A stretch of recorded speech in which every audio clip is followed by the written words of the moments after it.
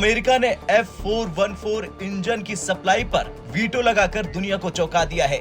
हाल ही में अमेरिका ने कोलंबिया को स्वीडन के ग्रिफिन जेट खरीदने से रोक दिया क्योंकि उसमें जनरल इलेक्ट्रिक का बना F414 इंजन इस्तेमाल होता है। इससे भारत की तेजस मार्क 2 डील पर भी खतरा मंडराने लगा है। अब सवाल है कि क्या अमेरिका भविष्य में भारत की Tejas mark 2 fighter jet export deal को रोक सकता है? क्या भारत इस डील को कैंसिल कर अपने इंजन पर फोकस करेगा? क्या हमें यूएसए की डिफेंस पॉलिसी पर भरोसा करना चाहिए? चलिए जानते हैं इन तमाम सवालों के जवाब इस वीडियो में। दरअसल खबर अमेरिका से सामने आ रही कि उसने कोलंबिया को स्वीडन के ग्रिफिन जेट खरीदने से रोक दिया है। वजह है F414 इंजन। ये वही इंजन है जो भारत अपने फाइटर जेट में लगाएगा। यानी कि अगर अमेरिका को आपकी डील पसंद नहीं आई तो वो उसे रोक सकता है। ये सिर्फ एक डर नहीं बल्कि अब हकीकत बन चुका है, और ये हकीकत इसलिए क्योंकि अमेरिका ने F414 इंजन पर वीटो लगाया और ग्रिफिन ई की कोलंबिया डील रोक डाली।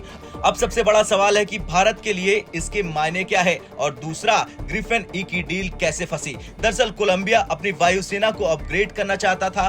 दो ऑप्शन थे, ग्रिफिन ई जो स्वीडन का है, F16 जो यूएसए का है। कोलंबिया ग्रिफिन ई को खरीदना चाहता था। इसमें जनरल इलेक्ट्रिक का F414 इंजन था जो यूएसए की कंपनी बनाती है। अमेरिका ने इस डील की सप्लाई पर ही रोक लगा दी। कोलंबिया को ग्रिफिन ई खरीदने से मना करना पड़ा। अब अगला सवाल ये बनता है कि भारत के लिए कितना खतरनाक है ये फैसला। दरअसल तेजस मार्क 2 में F414 का एक और वेरिएंट F414INS6 इस्तेमाल होता है। भारत ने जनरल इलेक्ट्रिक से 80% टेक्नोलॉजी ट्रांसफर के साथ डील की है, लेकिन यूएसए के पास सप्लाई रोकने का पूरा अधिकार है। अगर भारत तेजस मार्क 2 को एक्सपोर्ट करना चाहे और अमेरिका को पसंद न आए तो वो इसे रोक सकता है। इससे भारत की डिफेंस आत्मनिर्भरता और फाइटर जेट एक्सपोर्ट प्लान पर असर पड़ेगा।